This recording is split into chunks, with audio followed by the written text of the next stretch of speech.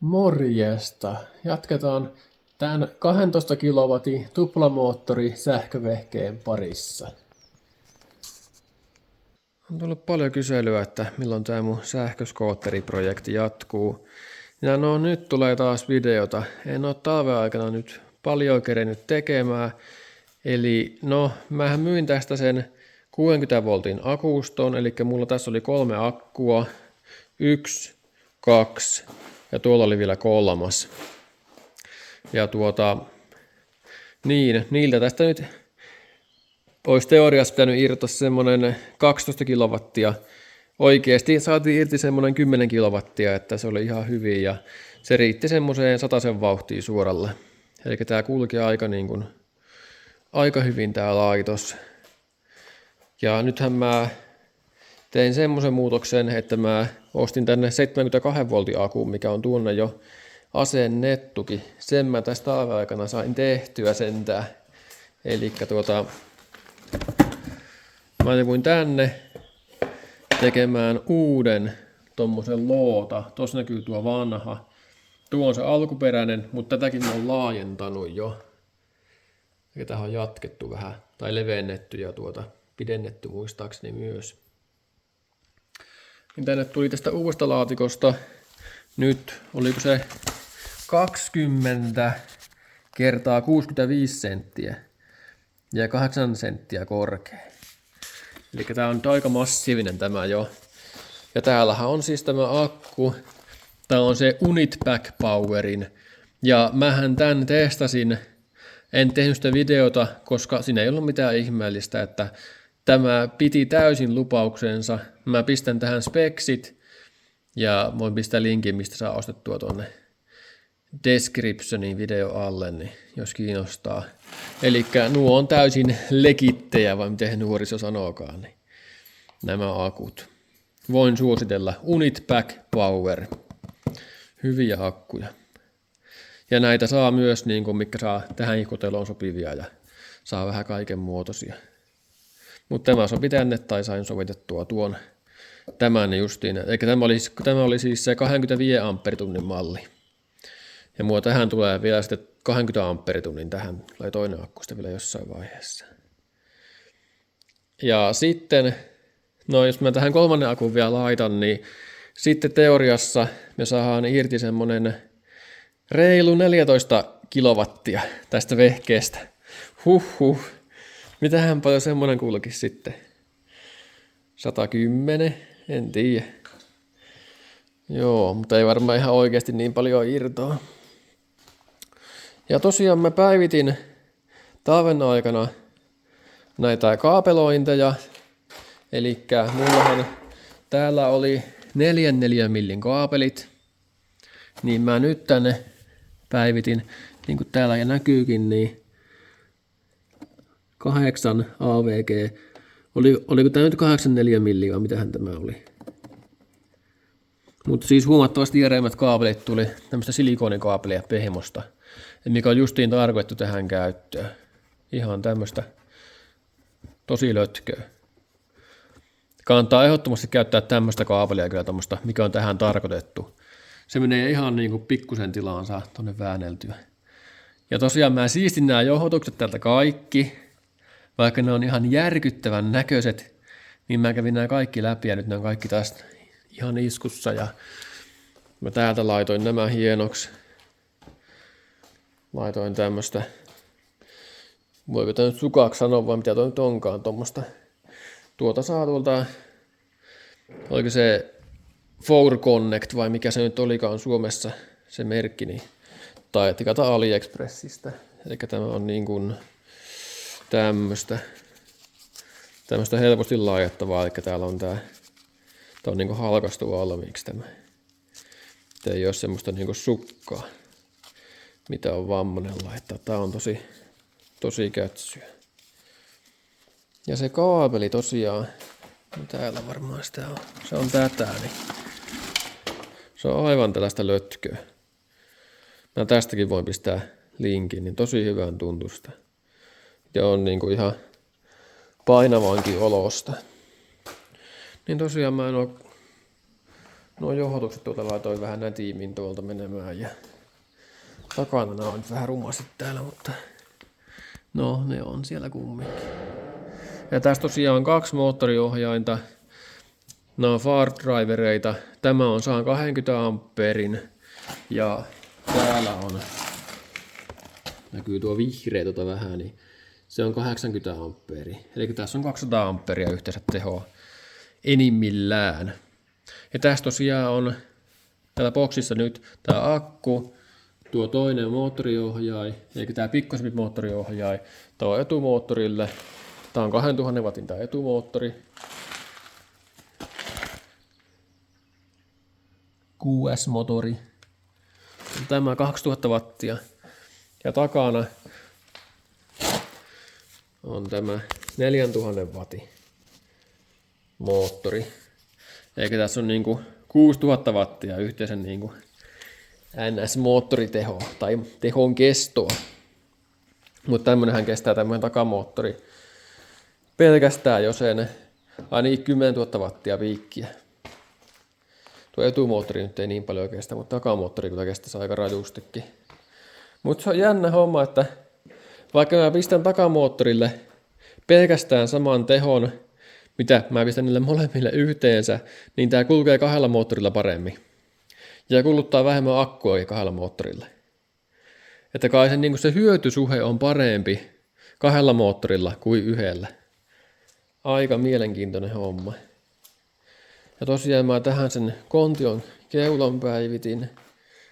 Ihan tuo kontion vakiokeula. Laitoin öljyä vähän noihin pumppuihin. Tai näähän on niinku jouset nivellä. Nää ei edes ole pumput. Nuo on aika niinku vuotavat, mutta tuonne meni semmonen joku, olikohan puoli desiä tai jotain semmoista. Öljyä molempiin pumppuihin, tuli paljon parempi. Ja takana on tää kokonaan itse tehty jousitus. Mutta joo, tällaista mä oon tehnyt nyt. Ja mähän tässä kävin tuossa vähän testaamassa jo. Niin, no, tuossa on tuossa akussa 60 amperi PM:ssä. Ja no, siellä oli 60 amperi sulake. Ja mulla on tuolla vielä ne vanhat säädöt. Elikkä niinku aika paljon tehoa niinku yrittää ottaa, niin tämähän pamahti heti tää sulake. Niin kuin näkeekin varmaan, että on käynyt vähän niinku kuumana. Niin mä sinne laitoin 100-sen. Tommosen 100-sen sulakkeen, jos nyt kestäisi. Sitten mä tein tommosen, jos tuo 100-senkaan ei kestä, niin mä tein tommosen metallisulakkeen vielä. Tuo on sitten jotain, mitähän mä sanoisin, 300 amperia tai jotakin, niin se ainakin kestää sitten, jos ei tuo mennä kestää. Mutta tää on tosiaan vain 60 amperin tää PMS tuolla. Elikkä mä tarvitsin tommosia akkuja periaatteessa 3 tähän näin. Mutta tuoltahan lähti paljon enemmän kuin se 60 amperia, koska sulake pamahti niin saman tien. En tiedä, miten paljon sitä oikein lähtee niin jatkuvaa. Mutta piikkiähän se oli jotain yli 100 amperia, mitä piti lähteä. Joo, mutta mä tämän videon nyt ajattelin, tai niin aiheena on vähän, että lähdettäisiin testaamaan, että minkä verran tää kulkee nyt tuolla 1 akulla. Eli mulla tää 1 akku tää nyt on vaan. Ja katsotaan nyt, miten lujaa me päästään sillä. Mä en tiedä, pätkäseekö täältä tuo PMS vai meneekö sulake. Mulla on 100 amperin sulake, että meneekö se nyt vai ekana, vaan mitä tapahtuu. Mutta lähdetään testaamaan. Ja aikaisempien testien perusteella 72 voltilla nuo johdotuksetkin on parantunut, niin se voi mennä ehkä vähän paremminkin. Se menisi 72, mutta se voi menee varmaan lujempaakin nyt sitten. No jotain 7 ja 80 väliin varmaan. Mutta joo, lähdetään testaamaan, että miten paljon tuommoisella 1 akulla pääsee. No joo, kai tää ainakin tuntuu semmoista 70 menevä kohtuu pienellä kaasulla, joo. En tiedä milloin se alkaa se PMS ottaa vastaan, mutta lähdetään kokeilemaan ja mä lisään kaasua koko ajan ja katsotaan miten lujaa tää menee. Että katkaiseeko se PMS vai tapahtuuko jotain muuta. Mutta joo, lähdetään tästä liikkeelle. Mä teen pikkuhiljaa kaasua.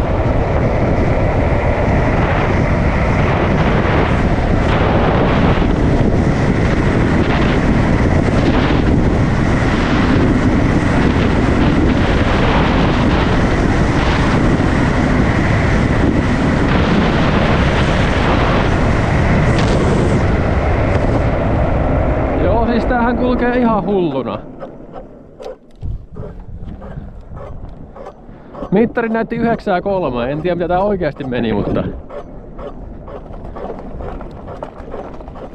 ei varmaan ihan noin lujaa, mutta siis tämähän kulkee paljon lujempaa kuin mitä mä ajattelin. Lopussa oli kaasu pohjassa jo. Pitäisikö mä kokeilla vielä tämmönen alamäkeen? Siihen samaan alamäkeen, mitä ollaan aikaisemmin kokeiltu. Niin. Siis tää kiihtyy aivan hullun lailla ja kulkeekin näköjään. Vaikka mä otan pikkuhiljaa vaan kaasua. Käydään testaa se alamäki vielä. Aivan hullu peli kyllä yhdellä akulla.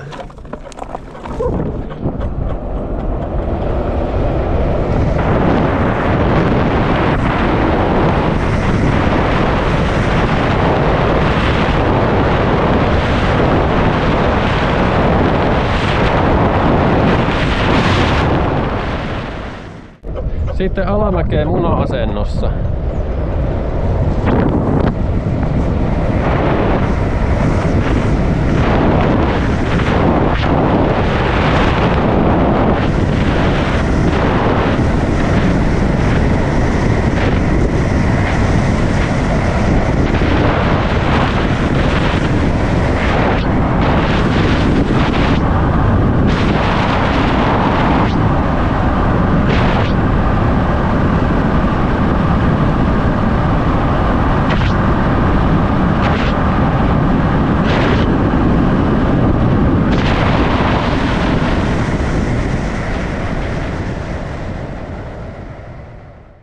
Joo, eli tämähän meni ihan hullun lailla.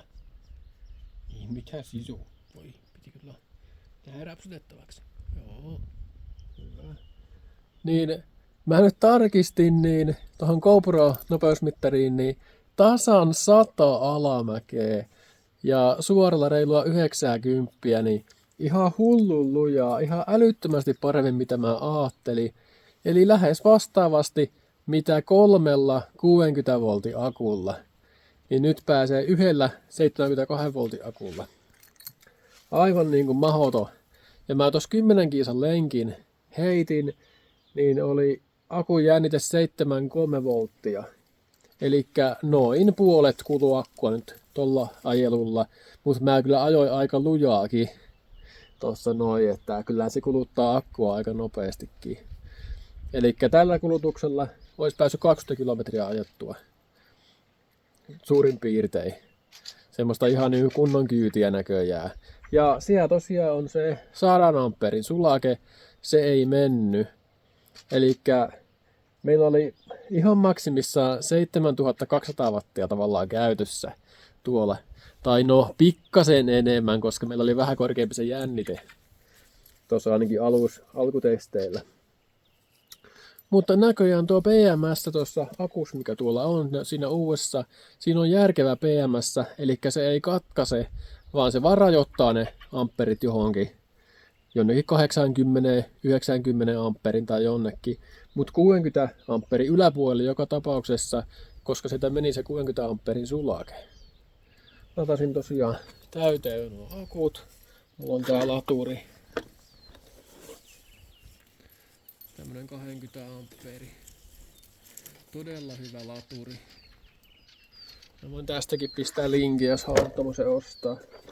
Ei paljon maksaa ja tonkin akulatauksia, mikä mulla tossa on, niin ei siihen mennyt kuin tunti tai jotain, niin se oli ihan täynnä jo. Ei mennyt tuntiakaan, niin on kyllä hyvä. Mutta joo, mä innolla kyllä ootan, että tulee toinen akku, niin saa nähdä minkä verran saadaan sitten nopeutta täällä, kun saadaan sitä tehoa tonne huomattavasti enemmän sitten toivottavasti. No joo, mutta ei tällä kertaa tämä enempää. Morjens!